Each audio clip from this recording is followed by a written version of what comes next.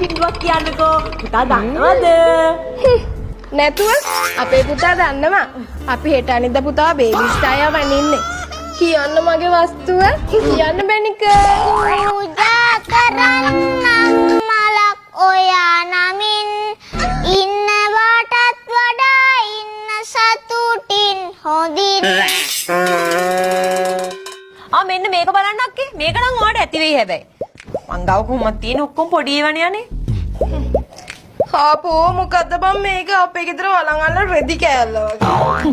මං කියන්නේ ඉතින් වලන් අල්ලන රෙදි කෑල්ල. ගෙදරට ගන් ඉන හපුට පිටි කැනඩාවට හරියයි. කෝකෝ එහාට ඵලයන් එහාට ඵලයන් මම හොයලා ගන්න. බ්‍රෑන්ඩඩ් මැටීරියල් මැදලා මේ වෙද්දාම ඇග කසනවා වගේ බං. පමුණෙන් ගන්නව වෙන්නේ නැති නේද අක්කේ? නෑ අපේ කෙනා රටින් ඉඳන් එවනමනේ. ඒක රට ඉන්න පාටක් පේන්නේ නැහැ. මන්නාර මේ කරවල වේලනවද කොහෙද?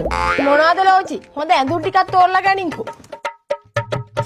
ඇති ආන්තම් හොයලා එකක් හොයාගන්න. අනේ අක්කේ මේක නම් දෙන්න බෑ සෝරි. මේක මගේ බොයිෆ්‍රෙන්ඩ් මේ පාර ඇනිවර්සරි එකට මට දුන්න ගවුම්. අනේ මේ බන් යම් පචං ගාගෙන එන්න එපා කෙලිම බැයි නම් බෑ කියපන්. අපි කාගේවත් අතපල්ලෙන් ඇටලා නෑනේ බං. එක එකගේ පඩංගු අඳින්න. පඩංගුව? කවුද දන්නේ පඩංගුව? උඹේ යට ඇඳුම් ඇරෙන්න උඹේ උඩින් ඇඳන් ඔක්කොම මගෙන් උස්සපුවානේ බං.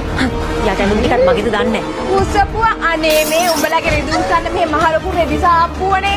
උඹට මතක නැද්ද චූටි කාලේ උඹ චූදාති මගේ නැස්කින් අපේ අම්ම උඹට ඇන්දෙව්වේ. මේ උඹේ චූ කතාව හැමදාම කියන්න එපා මට හොඳේ. ගමන ඔළුවෙන් පැණි වැක්කිරෙන්න කේප වැස්. උඹ අක්කට ගහන්න. අක්කා අක්කා නෙමෙයි උඹ වට්ටක්කම. ඒ උඹ හිතට මට උඹට ගහන්න බෑ කියලාද? ගහපන්.